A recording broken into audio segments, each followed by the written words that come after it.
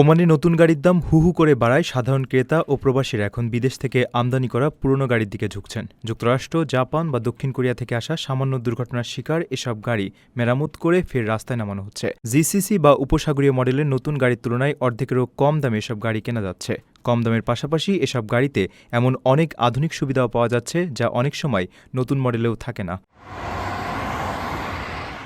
গাড়ি আমদানিকারকরা জানান, আন্তর্জাতিক নিলামের রিপোর্ট দেখে এবং আসল যন্ত্রাংশ দিয়ে মেরামত করায় এসব গাড়িতে তেমন কোনো ঝুঁকি থাকে না। ফলে ক্রেতারা কয়েক হাজার রিয়াল পর্যন্ত অনায়াসেই সাশ্রয় করতে পারছেন। তবে ওমানের নতুন গাড়ির ডিলাররা বলছেন ভিন্ন কথা।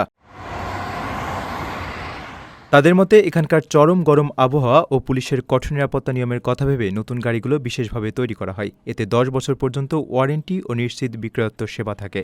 তাই গাড়ি কেনার আগে মানুষকে কম দামের পাশাপাশি দীর্ঘমেয়াদী নিরাপত্তা ও ওয়ারেন্টির দিকটাও ভালোভাবে যাচাই করে নেওয়ার পরামর্শ দেওয়া হচ্ছে।